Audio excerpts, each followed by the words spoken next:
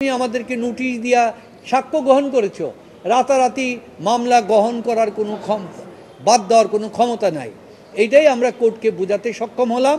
তখন আমাদের কোয়াশমেন্ট অ্যাপ্লিকেশনের মধ্যে আসলো, আমরা বললাম এই ধরনের ওনার বিরুদ্ধে কোনো রকম অভিযোগ নাই।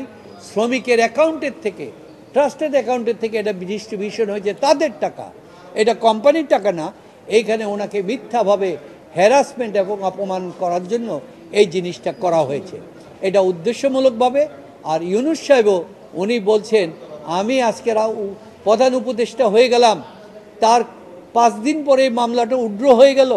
আমার লয়ারও জানে না, আমার প্রতিষ্ঠানও জানে না। আমি আইনগতভাবে এটা যা হয়, যদি আমি দোষী প্রমাণিত হই তাহলে আমি দোষীর সাজা মেনে নেব। এটা আমি আইনের মাধ্যমে এটাকে সমাধান করব। কোর্টকেও আমরা বললাম যে আইনের মাধ্যমে এটা সমাধান করার জন্য আমরা এই বক্তব্য দিলাম। কোর্ট সিদ্ধান্ত নিয়ে আজকে কনভিন্সড আমাদের হয়েছেন। আগে লিভ গ্রান্ট করেছিল যে আর এইটা ফুল অ্যাপ্লিকেশন হিয়ারিং করে আগামী 23 এপ্রিল রায়ের জন্য রেখেছেন।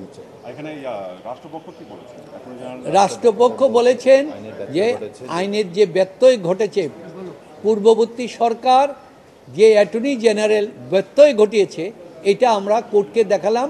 অ্যাটর্নি জেনারেল নিজে রাষ্ট্রপক্ষের বিরুদ্ধে শ্রমিকদের পক্ষ নিয়ে কোম্পানি কোর্টে মামলা করেছে, এটাকে অ্যাবলিউশন করে দিয়ে কোম্পানিটাকে বিলুপ্ত করে সরকারের হাতে দিয়ে দেওয়ার জন্য।